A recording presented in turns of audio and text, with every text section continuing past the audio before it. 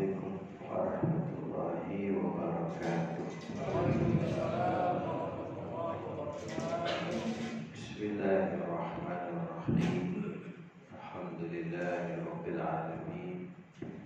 Wassalatu wassalamu ala asyrofil anbiya'i wal mursalin sayyidina wa maulana Muhammadin wa ala alihi wa sahbihi ajma'in, amma ba'd.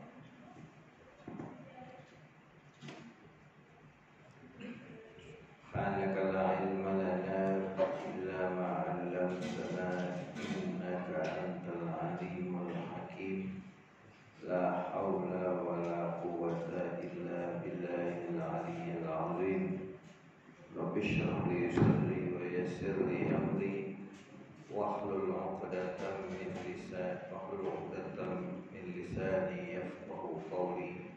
Rabbi zidni ilma warzuqni fahma. Ma'asyiral muslimin, para jamaah yang dimuliakan Allah Subhanahu wa taala, wabil khusus Syekhina Ustaz Izzi Rifai hafizahullah, semoga Allah jaga dan sehatkan beliau dan kita semua yang ada di majelis kita ini, amin ya rabbal alamin. Para jamaah sekalian, bapak-bapak dan ibu-ibu sekalian, di dalam Al-Quran terdapat ayat-ayat sebagaimana disebutkan di dalam surat Ali Imran di awal-awal. A'udzubillahi minasyaitonirrajim. Walladzi anzala 'alaikal kitaba minhu ayatun muhkamatun hunna ummul kitabi wa ukharu mutasyabihat. Fa ammal ladzina fi qulubihim zayghun fayattabi'una ma tashabaha minhu ibtigha'al fitnati wa ibtigha'a ta'wilihi wa ma ya'lamu ta'wilahu illa Allah. Warrasikhuna fil ilmi yaquluna amanna bihi kullum min 'indi rabbina wa ma yadhakkaru illa ulul albab. Panjang ayatnya. Walladzi anzala 'alaikal kitab, dialah Allah yang menurunkan kepada engkau hai Muhammad sallallahu alaihi wasallam al-kitab, yaitu Al-Qur'an. Minhu ayatun muhkamatun, di dalam Al-Qur'an itu terdapat ayat-ayat yang muhkamat. Hunna ummul kitab, di mana ayat-ayat muhkamat tadi merupakan pokok-pokok daripada Al-Qur'an. Wa ukharu mutasyabihat, dan ayat-ayat yang lain itu adalah merupakan ayat-ayat mutasyabihat. Nanti kita jelaskan apa itu muhkamat, apa itu mutasyabihat.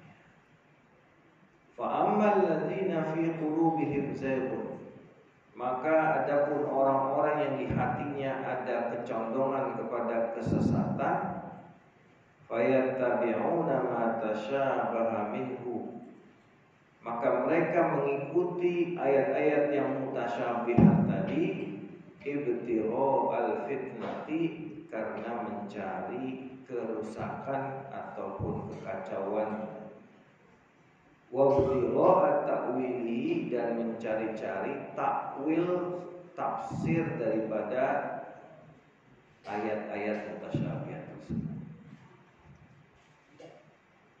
Wa ma ya'lamu ta'wilahu illallah, dan tidak ada yang mengetahui takwilnya itu kecuali Allah. Warasikhuna fil ilmi, dan orang-orang yang mendalam di dalam ilmunya, yaquluna, mereka berkata, amanna bihi, kami beriman dengan ayat-ayat mutasyabihat tadi, kullun min indi rabbina, semuanya baik ayat muhkamat maupun mutasyabihat itu berasal dari Tuhan kami. Wa ma yadzakkaru illa ulul albab, dan tidaklah mengambil pelajaran kecuali mereka orang-orang yang memiliki akal hati nurani yang baik. Para hadirin sekalian, Allah menjelaskan bahwa di dalam Al-Quran itu memang ada ayat yang muhkamat. Muhkamat itu jamak muannas salim. Mufradnya muhkam, ya, singularnya muhkam. Muhkam itu berasal dari kata-kata ahkama yuhkimu. Artinya mantap, pasti, kokoh. Itu namanya ahkama yuhkimu. Ya. Jadi kalau muhkam itu dikokohkan, dikuatkan, dimantapkan, yaitu ayat-ayat yang tidak mengandung tafsir-tafsir. Ya sudah, maknanya seperti itu, nggak ada yang lain-lain. Seperti misalnya perintah sholat, wa aqimus sholata wa atuz zakah, dan dirikan sholat dan tunaikan zakat. Paham nggak dengan bahasa seperti itu? Perlu ditafsir-tafsir lagi enggak? Enggak ya? Betul kan? Enggak perlu ditafsir-tafsir lagi. Dirikanlah sholat artinya kerjakan sholat, tunaikan zakat. Jelas. Jelas ya Bu ya? Iya kan? Kemudian ya, walillahi 'alan nasi hijjul baiti man istata'a ilaihi sabila. Untuk Allah wajib atas setiap manusia, pergi haji ke Baitullah bagi siapa yang mampu melakukan perjalanan ke sana. Jelas. Inilah ayat-ayat yang muhkamat. Ya. Seperti ya ayat kursi misalnya, Allahu la ilaha illa huwal hayyul qayyum. Allah tidak ada Tuhan kecuali Dia yang maha hidup dan yang maha tegak. Jelas, ya, nggak ada lagi penafsiran, jelas. Ya kan? La ta'khudhuhu sinatun wala naum. Tidak mengenai atau mengalami kepada Allah yaitu ngantuk dan tidur. Gak ada. Jelas, ayatnya jelas. Ya kan?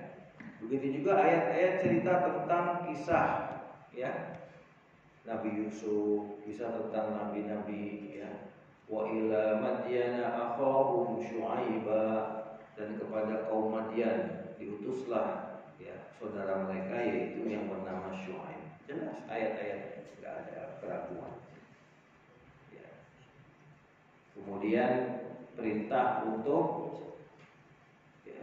ya ayyuhalladzina amanu dzkurullaha dzikran katsira wasabbihuhu bukratan wa asila.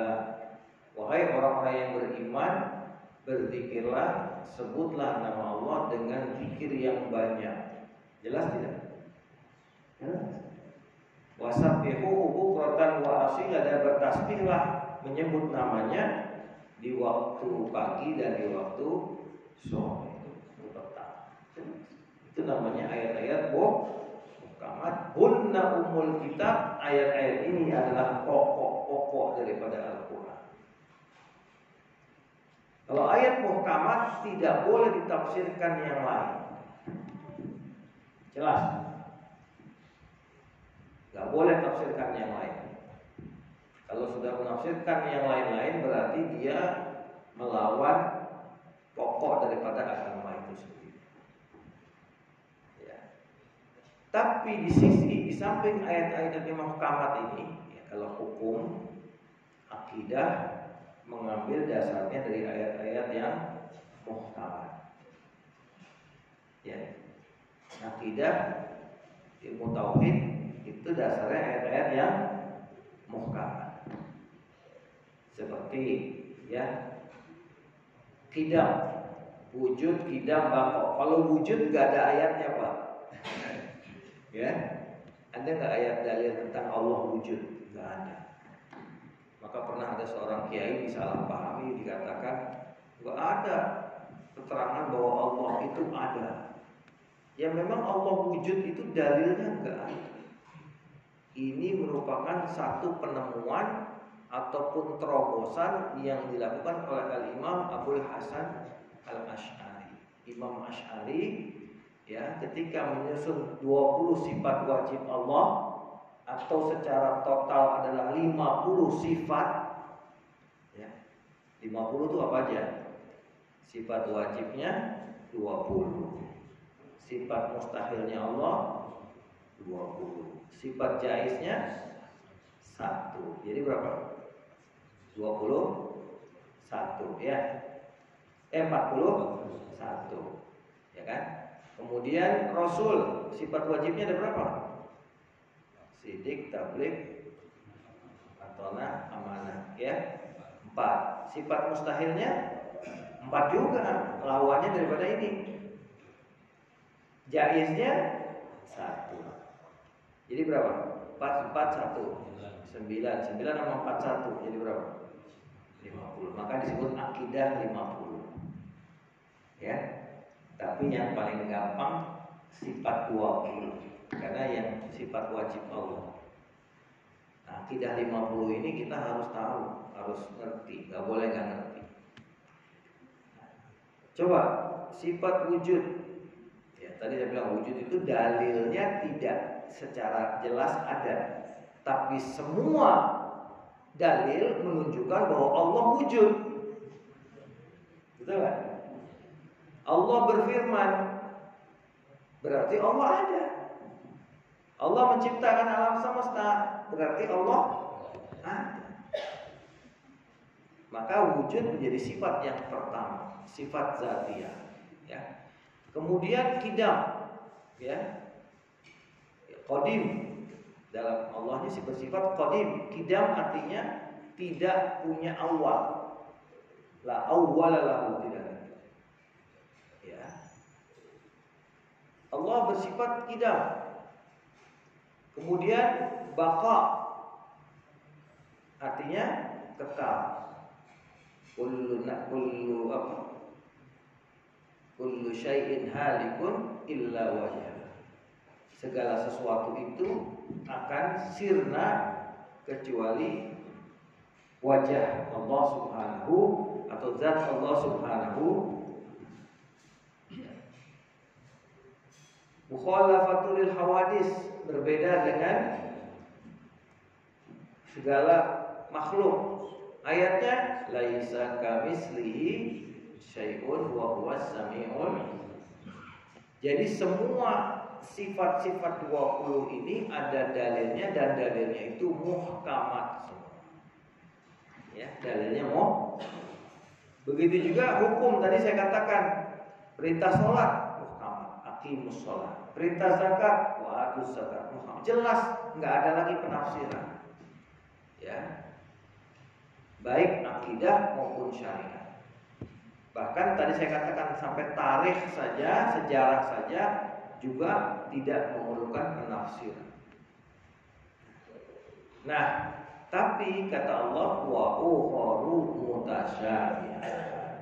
Ada ayat-ayat yang lain itu ayatnya mutasyabihat itu apa sih? Dari kata-kata tasyabaha. Tasyabaha dari kata-kata syabaha atau syibhun ya. Artinya ada sesuatu yang mirip-mirip. Mirip-mirip apanya? Mirip-mirip maknanya antara yang satu dengan yang, sehingga dalam ayat-ayat yang semacam ini ya ada paling tidak 3 penyikapan. Ada berapa? Generasi yang salaf. Nah, sekarang saya jawab. Ayat mutasyabihat itu apa aja contohnya? Misalnya yadullahi fawqa aydihim. Yadun itu artinya apa, Pak? Yadullah kalau kita artikan secara harafiah, tangan Allah di atas tangan mereka. Maka Allah punya tangan dong. Kalau Allah punya tangan, jarinya gimana? Kukunya gimana? Gunting kuku enggak? Kan jadi ngaco lah, ya kan? Maka tidak boleh dimaknai sebagai tangan, ya kan?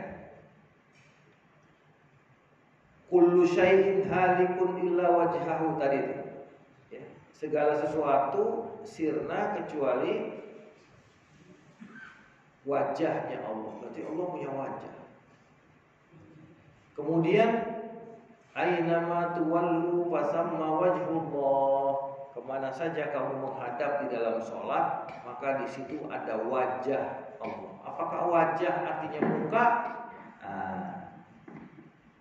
Kalau Allah punya muka, berarti ada alis, ada hidung, ada mulut, kan rusak begini.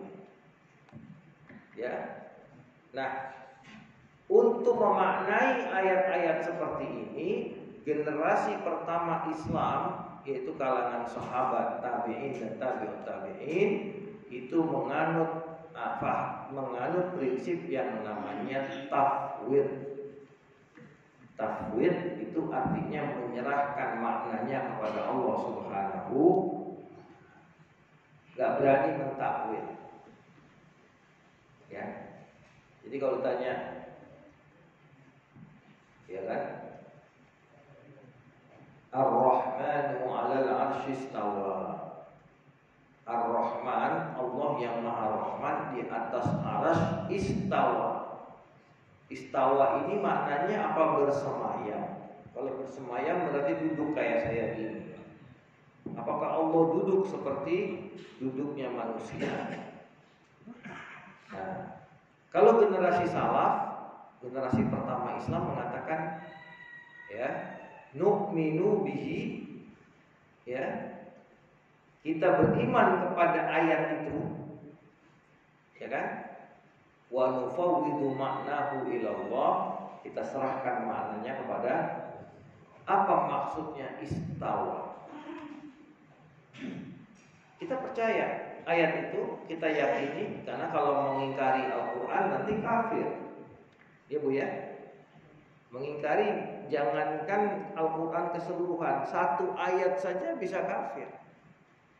Jangankan satu ayat, satu huruf dari Quran kita katakan ada dikatakan tidak benar, dia ingkari, itu menjadi kafir, keluar dari Islam. Maka Quran harus diterima utuh seada-adanya begitu. Jadi kita beriman Ar-Rahmanu 'alal 'arsy istawa. Istawa itu maknanya apa? Generasi salaf mengatakan al-istiwa'u ma'lum. Ya. Istiwa itu kita sudah ngerti. Tapi wasu'alu anhu bid'atun, kata Imam Malik. Menanyakan apa makna istiwa itu adalah bid'ah. Nah, ini generasi salaf. Setelah generasi salaf, muncul generasi khalaf, ya, masih era salaf juga, ya, di awal-awal yang mencoba merumuskan konsep-konsep akidah yang kita kenal dengan Imam Abdul Hasan Al-Asy'ari, yaitu Imam Asy'ari. Ya, Imam Asy'ari. Akidahnya yang kita semua pakai ini dari dunia Islam, dari Maroko sampai Merauke, ya, dari Rusia sampai Australia di utara selatan, itu semua kebanyakan akidahnya Asy'ariyah Maturidiyah. Nah, akidah Asy'ariyah Maturidiyah ini mencoba melakukan yang namanya takwil. Melakukan apa? Takwil. Takwil dari makna yang mutasyabihat tadi, ya. Kalau dulu generasi salaf mengatakan yadullah fawqa aydihim, tangan Allah di atas tangan mereka, ya. Makna harfiahnya kan tangan. Kalau kalangan salaf mengatakan bagaimana maksudnya Allah, kita serahkan kepada Allah. Kenapa disebut tangan Allah? Tapi generasi salaf punya prinsip satu, ya, tanzihullahi amma la yaliqu bihi, mensucikan Allah dari sifat-sifat yang tidak layak bagi Allah. Tidak mungkin Allah punya tangan, tapi Allah sebut ada yadun di situ. Kita percaya ayatnya, maknanya kita serahkan kepada Allah sambil mentanzih, menyucikan Allah dari sifat-sifat yang tidak layak atau sifat makhluk. Karena tadi ada ayat laisa kamitslihi, Allah tidak serupa dengan makhluk. Dan salah satu sifat yang wajib mukhalafatuhu lil hawadits. Oh, nyambung nggak saya ngomong ibu? Gak kecepatan ya? Enggak ya? Nah, generasi salaf sudah. Kalau generasi Imam Asy'ari mulai mentakwil, maka muncullah yadullah, tangan Allah, maksudnya kekuasaan Allah. Ar-Rahmanu 'alal 'arsy istawa, jangan diartikan duduk bersemayam, karena istawa di dalam bahasa Arab ada 15 makna. Makna yang paling pas, istawa maknanya qahara, menguasai. Allah menguasai arsy. Bukan Allah duduk di. Kalau Allah duduk di arsy siapa yang menciptakan? Allah. Sebelum ada arsy, Allah duduk di mana? Allah berdiri. Enggak begitu. Maka keliru, ya. Karena sekarang banyak akidah yang belakangan nih, ya, aliran-aliran baru yang saya katakan bid'ah di dalam akidah, yang membawa pemahaman bahwa Allah duduk di atas, Allah punya anggota tubuh, Allah ada di langit, Allah. Ada nggak yang ngomong gini? Ada nggak? Allah di langit, Allah punya anggota tubuh. Ada nggak? Jangan ikutin akidah itu, sesat, menyesatkan. Karena itu namanya mensifatkan Allah dengan dia tanya tadi, kalau Allah duduk di atas arsy, sebelum Allah ada arsy, Allah duduk di mana? Dan kata-kata duduk itu membutuhkan tempat, betul? Iya kan? Kalau namanya membutuhkan, kata-kata membutuhkan itu haram bagi Allah. Haram bagi Allah membutuhkan sesuatu. Karena ketika Khalik, pencipta alam semesta, membutuhkan sesuatu, maka gugur statusnya sebagai Tuhan. Masa Tuhan butuh? Tuhan itu dibutuhkan, bukan paham ya? Maka diyakini juga dalam akidah Asy'ariyah, Allah tidak bertempat. Jadi kalau ada yang nanya Allah ada di mana, pertanyaannya salah, nggak boleh dijawab. Kalau kita jawab Allah di atas langit, itu salah. Jawab Allah ada di mana-mana, itu salah. Jadi jawabannya benar gimana? Kalau dia nanya Allah ada di mana, pertanyaannya salah. Itu jawab. Kenapa pertanyaannya salah? Karena Allah tidak membutuhkan tempat. Allah tidak bertempat. Bingung. Kalau Allah nggak bertempat, Allah ada di mana? Konsep tempat itu adalah konsepnya makhluk. Ustadz Izi ada di depan saya, maka Ustadz Izi tidak ada di belakang saya.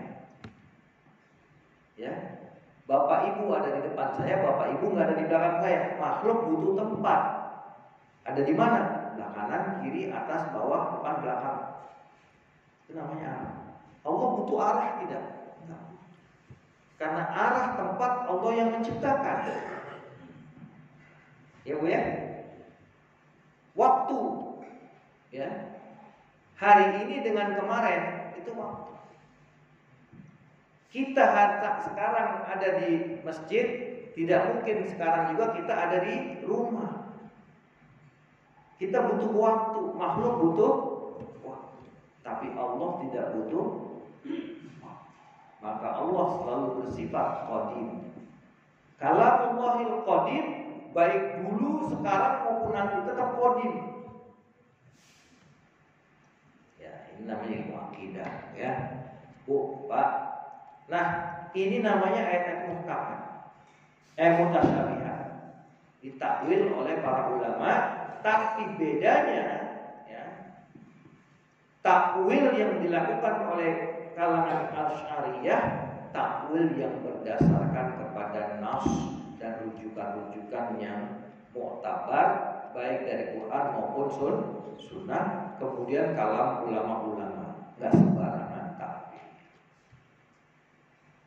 Ya, dan yang pasti tadi tanzihullah amma la yaliqu bihi, mensucikan Allah dari sifat-sifat yang tidak patut bagi Allah. Itu prinsip dalam Asy'ariyah.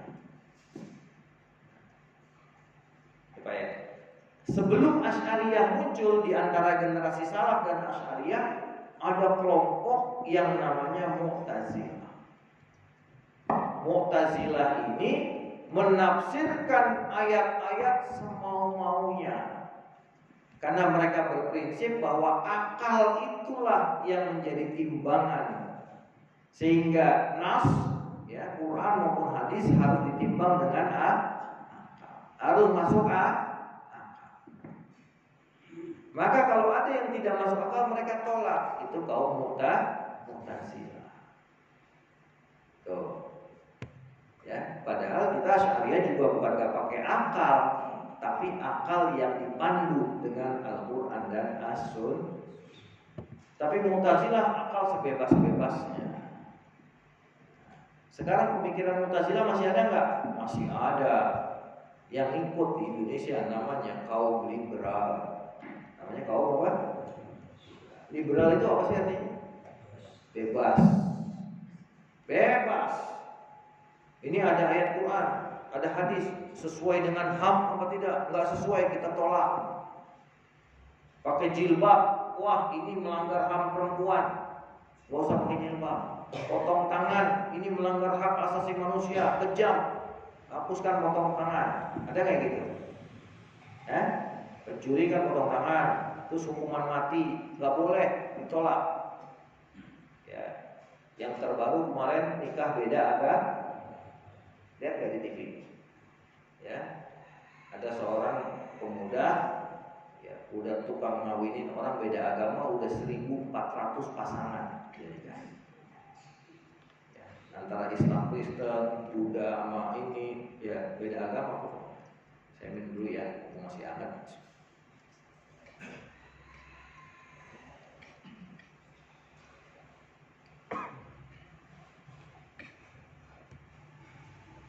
Mereka berprinsip bahwa menikah itu adalah hak asasi manusia. Saya boleh nikah dengan siapa saja. Itu mereka. Tahu apa tuh? Ribet. Jangan ikut-ikutan sampai ya, Bu ya, yang begitu. Saya di pengurus MUI pusat kemarin juga lagi mengkaji soal nikah beda agama. Karena sekarang lagi mau dirubah peraturannya. Ada berusaha untuk merubah aturan. Dasar daripada hukum perkawinan di Indonesia adalah Undang-Undang Nomor 1 Tahun 1974, hukum perkawinan, kemudian direvisi menjadi Undang-Undang Nomor 16 Tahun 2019, hanya revisi di dalam umur minimal perkawinan. Kalau di Undang-Undang 71 tahun 74 itu perempuan umurnya 16 tahun menikah, laki-laki berapa? 19. Nah, dengan revisi yang Undang-Undang 16 2019 cuma merubah umur perempuan juga sama-sama 9 ke. Hanya itu. Sekarang mau dirubah lagi, jangan. Bila mana kawin beda agama boleh, ini boleh, ini boleh. Nah, mulai muncul.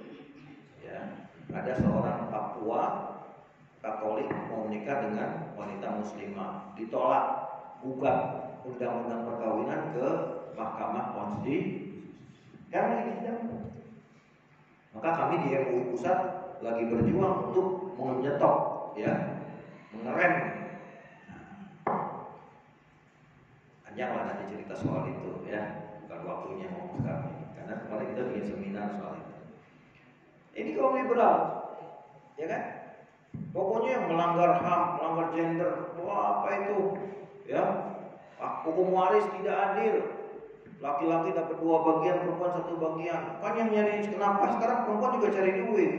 Kenapa bagian warisnya cuma 1, laki-laki 2? Gak adil. Menggugat ini kaum liberal, ya, anak cucunya kaum Mu'tazil. Nah kalau kita aliran Asy'ariyah Maturidiyah dari abad ketiga Hijriah sampai sekarang abad ke-15 Hijriah, berapa tahun? 1200 tahun, 12 abad. Tapi mulai 200 tahun terakhir juga ada yang model yang keempat. Ini yang tadi saya bilang bid'ah dalam akidah lagi, yang mengatakan bahwa kita ikut manhajnya salaf, tapi metodenya nggak sama. Kenapa metodenya nggak sama? Karena kalau salaf mengatakan yadullah fawqa aydihim, kita kalimat itu kita imani, tapi maknanya tidak boleh dimaknai secara zahir, kita serahkan maknanya kepada Allah, karena Allah tidak boleh disifati mempunyai tangan. Kalau yang ini, yang bid'ah ini mengatakan Allah punya tangan. Sama gak kira-kira? Sama gak sama yang salah? Tapi ngakunya manhaj sama. Paham ya Pak ya?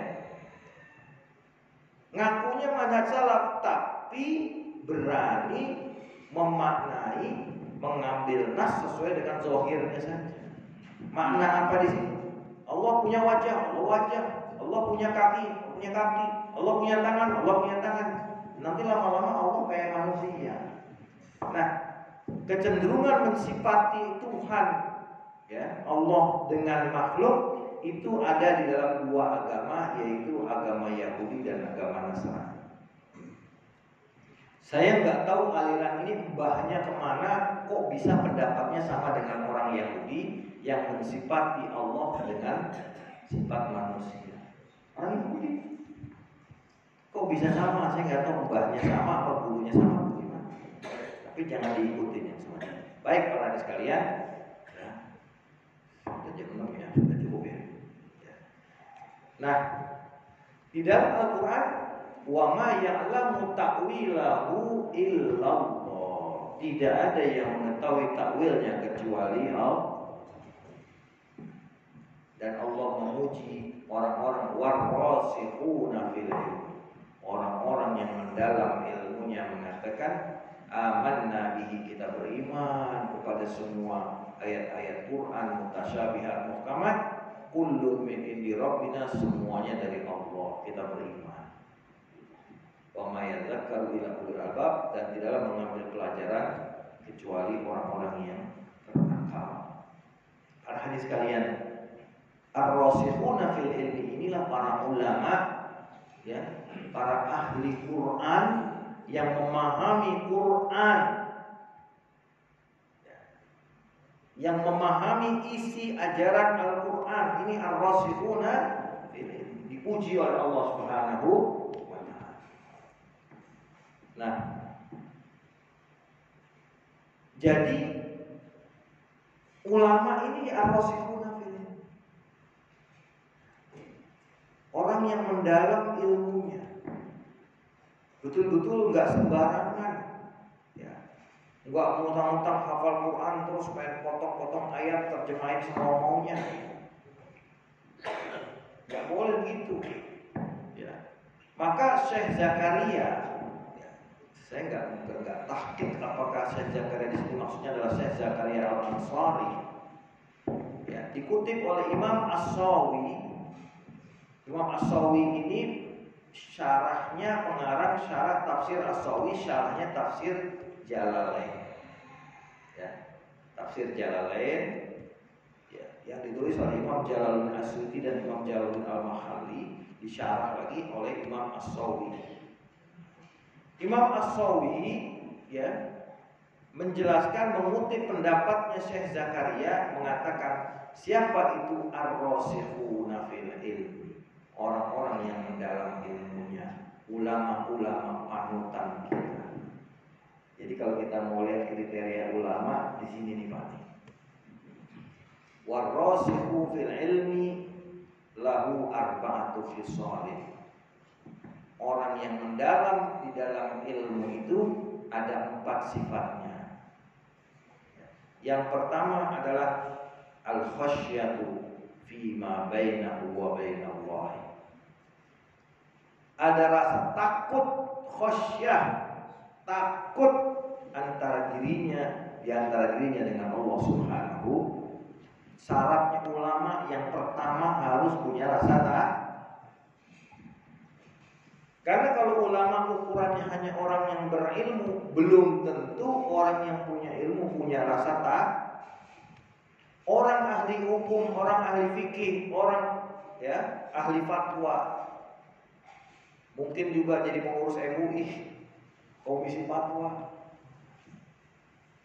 Begitu ada orang nanya, pejabat tinggi negara nanya, Pak Kiai, bagaimana hukumnya ini? Dia malah jawab, Bapak mau hukumnya boleh apa nggak boleh? Kalau mau boleh, dalilnya ada Pak. Kalau yang nggak boleh, dalilnya juga. Karena dia orang pintar. Jadi hukum sesuai pesan. Lo benar? Saya ini pernah di komisi fatwa begini Pak. Itu kawan-kawan itu kalau mau bikin fatwa kadang-kadang gini. Jadi fatwanya nih kita mau bawa boleh atau nggak boleh nih? Gitu katanya. Ya kan?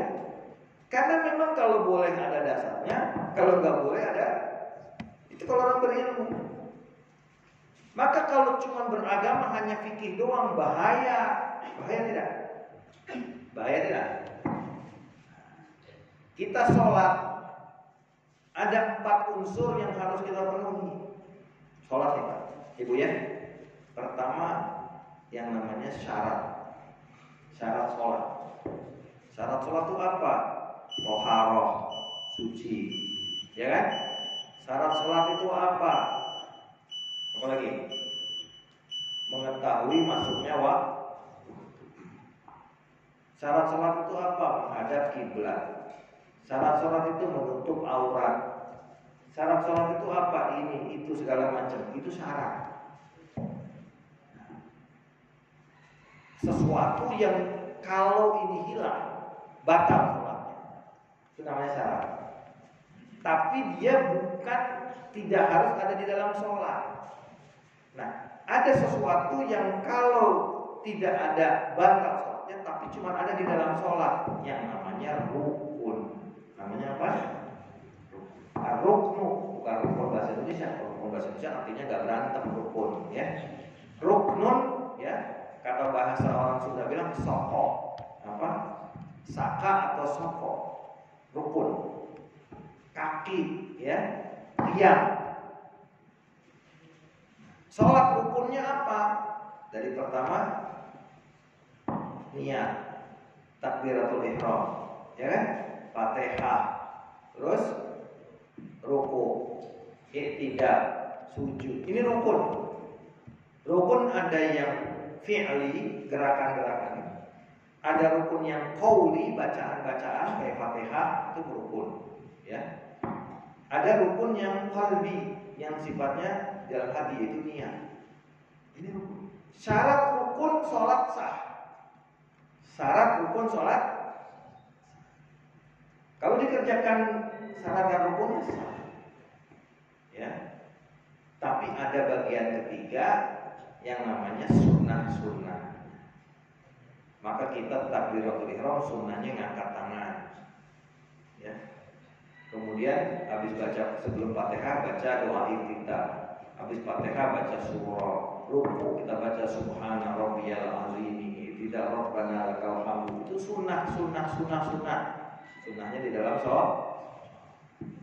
Tanpa sunnah sholatnya sah nggak? Sah. Kita tambahin sunnah.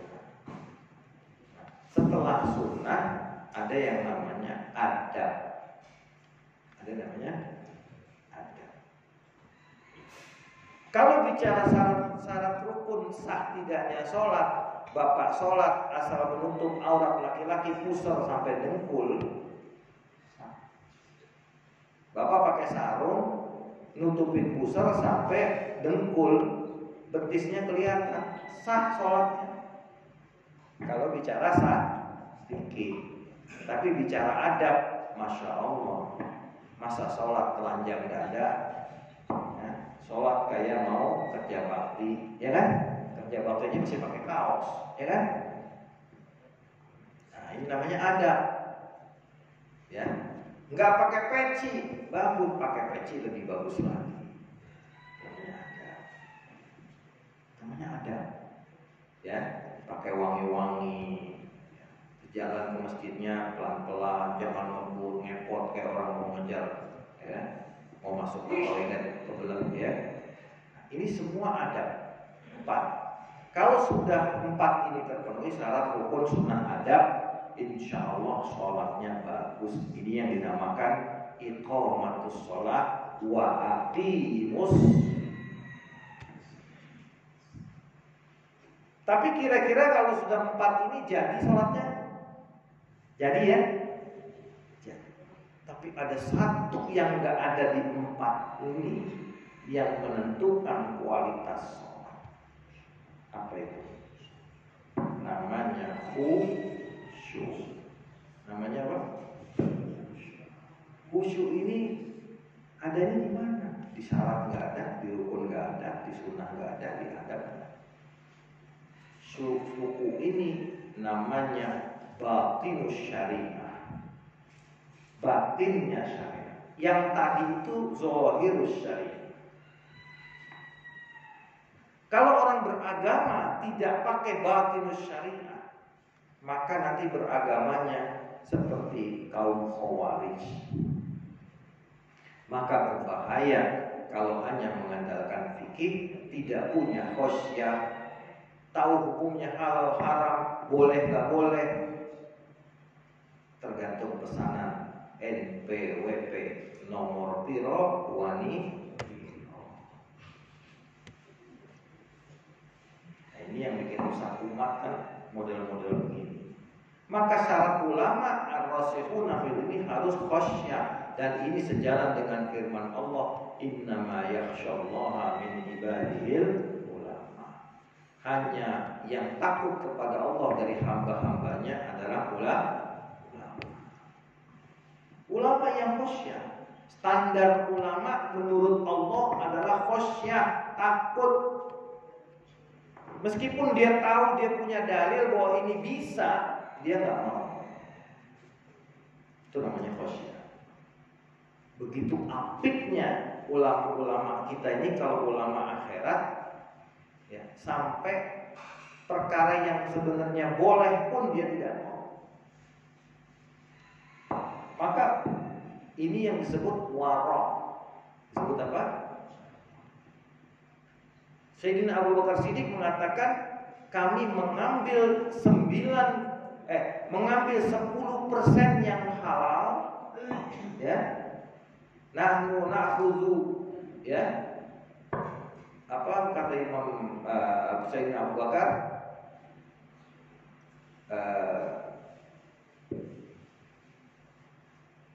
90% kami tidak ambil yang halal, ya.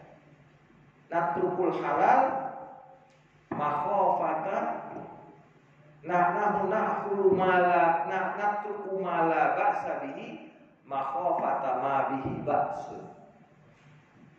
Kami meninggalkan sesuatu yang boleh karena kami takut jatuh kepada sesuatu yang ada sesuatunya, gitu, ya.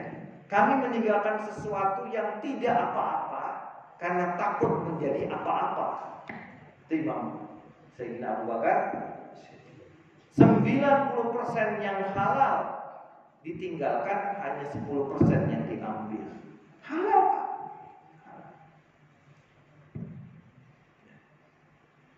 Kayak nabung di bank itu halal. Ya. Yang bilang di bank itu riba, tinggalkan riba, wah, ya dimusuhin bank, akhirnya udah jadi pegawai bank keluar jualan minyak wangi, jualan herbal, akhirnya hidupnya susah. Padahal soal bank itu ulama masih berbeda pendapat, tapi dimutlakan seperti sesuatu yang udah pasti hukumnya. Wah, orang yang kerja di bank masuk neraka, begini-begini. Ya, ini namanya pembodohan umat.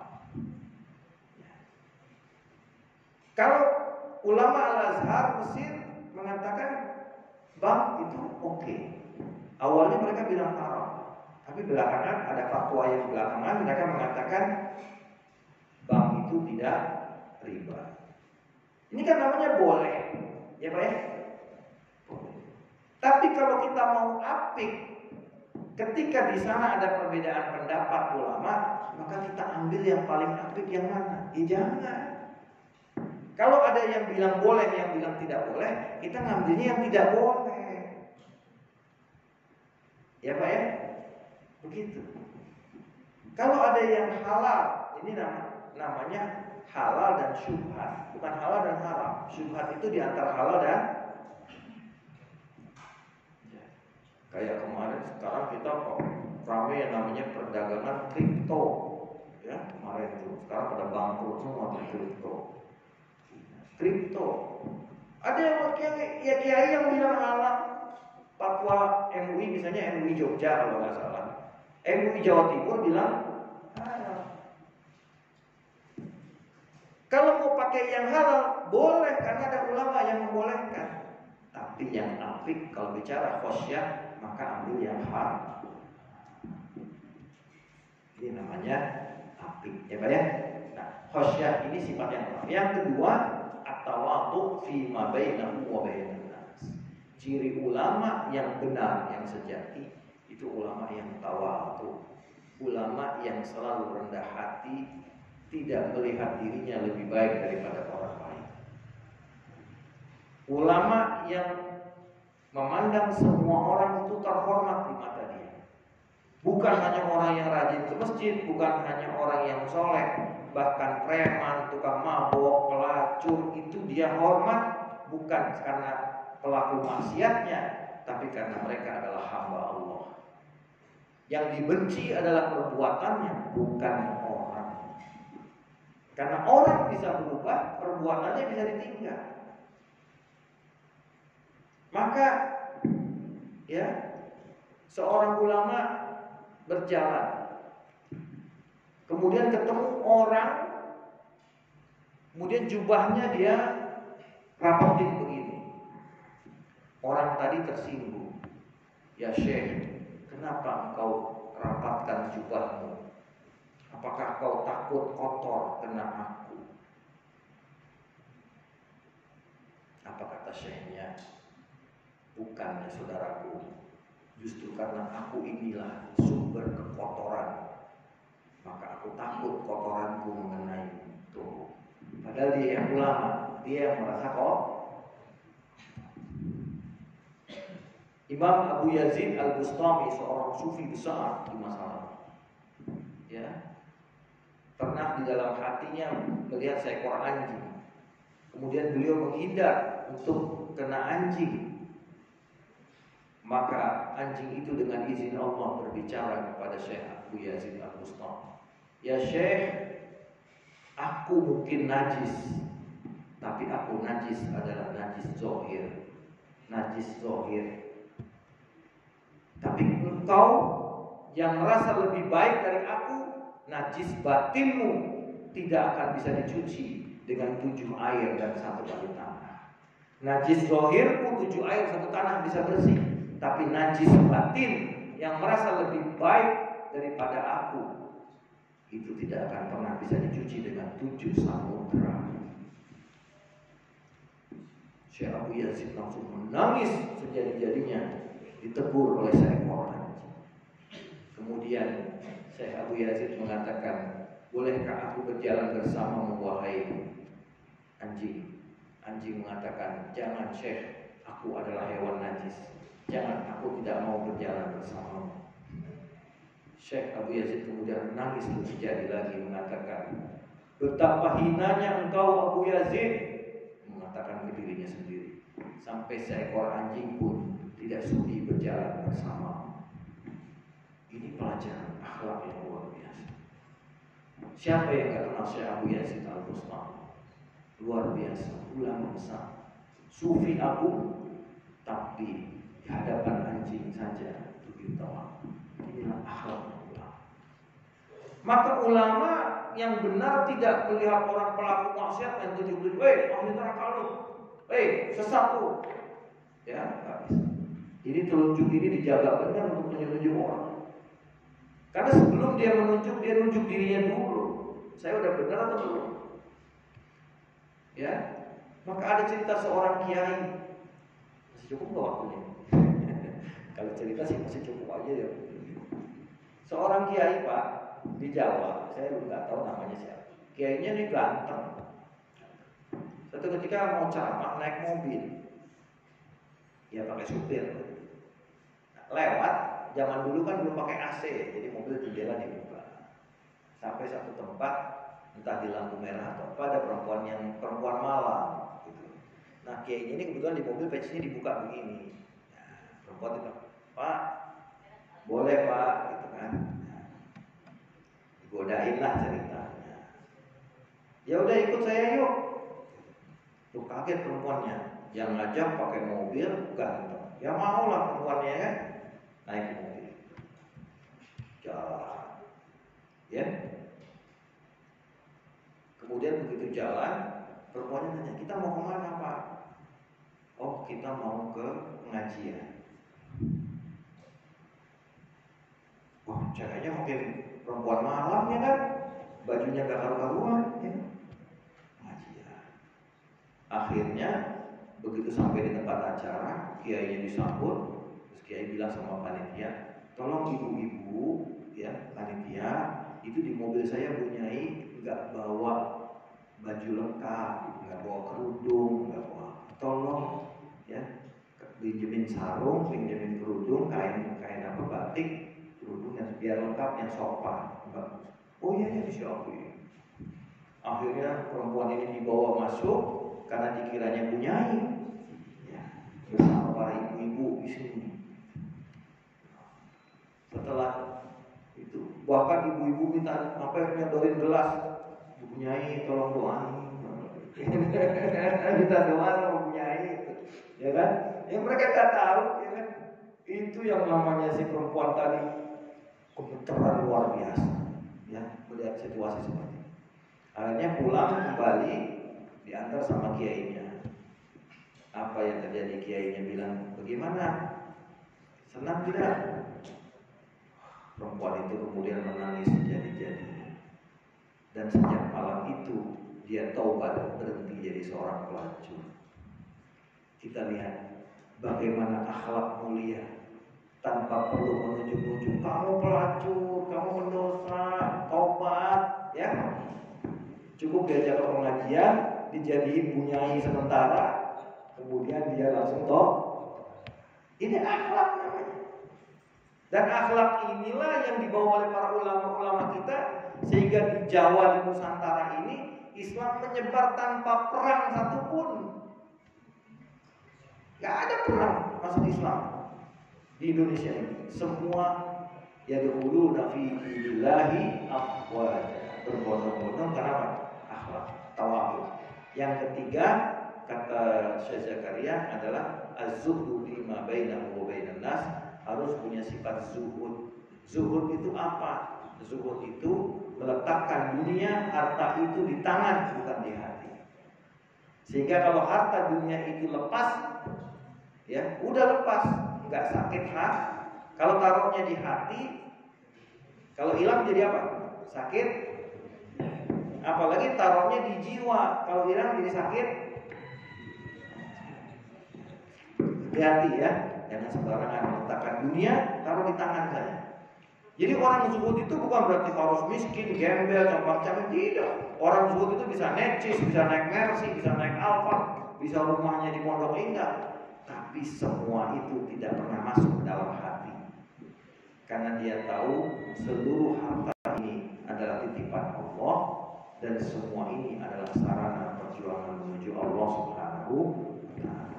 Disingkat saja, yang keempat adalah al-mujahadatu fima bainahu wa baina nafsihi. Ada perjuangan mujahadah terus antara dia dan dirinya, nafsnya, egonya. Maka selalu dikendalikan dalam situasi apapun supaya tidak melanggar larangan Allah Subhanahu wa ta'ala.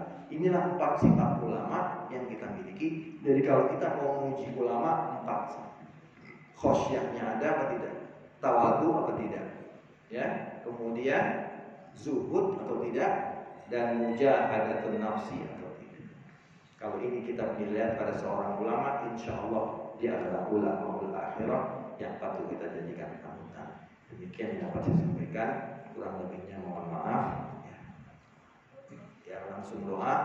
Ya, kita sama-sama baca suratul Fatihah dengan niat Allah Subhanahu wa ta'ala, dengan barokah, karomah, ya, dan keagungan suratul Fatihah. Allah ampuni segala dosa-dosa kita. Allah hapus segala catatan amal buruk kita. Allah terima amal ibadah kita. Allah angkat derajat kita. Allah bereskan semua urusan kita. Allah lunaskan semua hutang kita.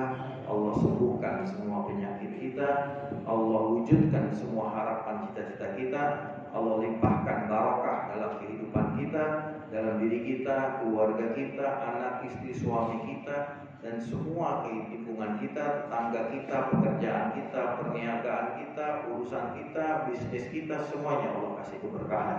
Dan Allah berikan rahmatnya kepada kita semua. Dengan rahmat ini insya Allah akan mengantarkan kita ke surganya Allah Subhanahu wa ta'ala. Dan Allah jadikan kita semua selalu dalam taat kepada Allah Subhanahu wa ta'ala. Diberikan istiqomah di dalam taat, kesabaran di dalam taat, agar selalu menjalankan perintah Allah dengan gembira, dengan senang, dengan ridha, dengan ikhlas, untuk kita selalu berada di jalan Allah Subhanahu wa ta'ala. Dan Allah jaga kita, lindungi kita dari segala kejahatan, khususnya kejahatan diri kita, kejahatan syaitan, kejahatan makhluk, dan semua kejahatan-kejahatan yang ada. Dan Allah lindungi kita, jaga kita dari mara bahaya, bencana, musibah, perkara-perkara yang ditakutkan. Semoga Allah pelihara kita semua. Amin, amin ya rabbal alamin. Allah jadikan negeri kita ibadatun thayyibatun wa rabbun ghafur. Di tengah krisis dunia di mana harga-harga menaik semuanya, di mana krisis ekonomi, krisis politik, krisis energi, krisis pangan, ya, kita semua mudah-mudahan Indonesia tetap terjaga, Indonesia tetap dilindungi oleh Allah, rakyatnya tetap adil, makmur, sentosa. Amin ya rabbal alamin. Dan para pemimpin kita selalu diberikan taufik dan hidayah agar selalu berjalan di jalan Allah Subhanahu wa ta'ala. Mudah-mudahan kita semua bersama-sama dalam ridha Allah Subhanahu wa ta'ala. Amin ya rabbal alamin. Jadikan niat wala kulli niyatin shalihah wa ila hadratin Nabi Muhammadin sallallahu alaihi wasallam. Al-Fatihah.